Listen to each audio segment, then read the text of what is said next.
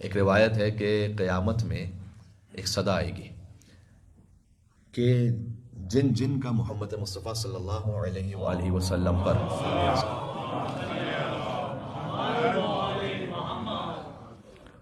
کوئی حق باقی ہے وہ کھڑے ہوں. یہ آپ نے توجہ فرمائی. قیامت میں صدا آئے گی کہ جن کا حضور پر کوئی حق ہے وہ کھڑے ہوں. ایک گروہ کھڑا ہو جائے گا،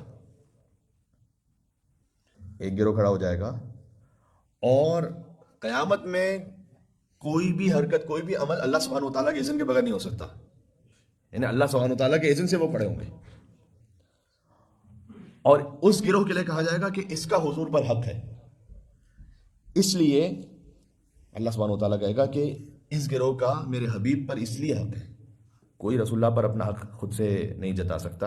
اللہ سبحانہ و تعالیٰ جب خود کہے تو بات الگ ہے. کہ اس گروہ کا میرے حبیب پر حق اس لیے ہے کہ یہ جب بھی ان کا نام آتا تھا تو ان پر اور ان کے اہل بیت پر ساتھ میں درود بھیجتے تھے. اللہم صلی علی، اللہم صلی علی،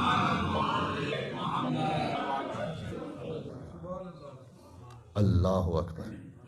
درود کی عبادت وہ ہے کہ اللہ سبحانہ و تعالیٰ گویا یہ کہتا ہے کہ آپ کا حق بن گیا رسول اللہ صلی اللہ علیہ وآلہ وسلم پر.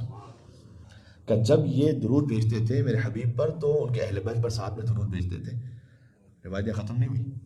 اللہ سبحانہ و تعالیٰ کہے گا کہ اب جاؤ اہل محشر کے درمیان، جس نے تم سے کبھی کوئی زندگی میں مہربانی کی ہو اس کا ہاتھ پکڑو اور ساتھ لے کے جاؤ جنت میں اسے. سبحان اللہ. یہ دو لفظ روایت میں، لے جاؤ اسے جنت میں. سبحان اللہ.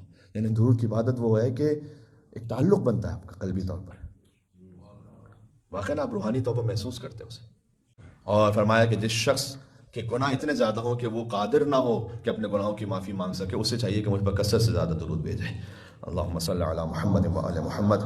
جمعے کے دن سب سے افضل عبادت یہ بتلائی گئی ہے، 100 مرتبہ درود بھیجنے کی خاص تاکید کی گئی ہے. امام صادق علیہ السلام انہوں نے بھی ارشاد فرمایا ہے کہ ما من عمل فی یوم الجمعہ افضل من صلوات علی محمد وآل محمد. مستحب اعمال میں کوئی بھی عمل حضور پر درود بھیجنے سے زیادہ افضل نہیں ہے جمعے کے دن.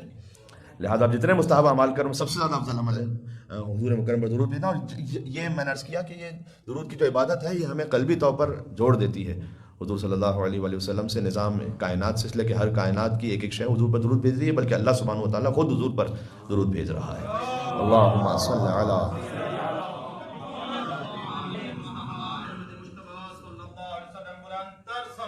اللہم صلی علی محمد وآل محمد وعجل فرجہم. اللہ سبحانہ و تعالیٰ ہمارے اس درود کو قبول فرمائے، اس لیے کہ یہ وہ صلوات ہے کہ جس سے ہماری خلقت کی طہارت ہے. زیارت جامع کبیرہ میں جعل صلاتنا علیکم طیبا لخلقنا وطہارتا لانفسنا وتزکیۃ لنا وکفارۃ لذنوبنا. اہل بیت جب ہم آپ پر درود بھیجتے ہیں تو یہ ہماری خلقت کی پاکیزگی کا اعلان ہے. آپ کا درود بھیجنا ہماری خلقت کی پاکیزگی کا اعلان ہے.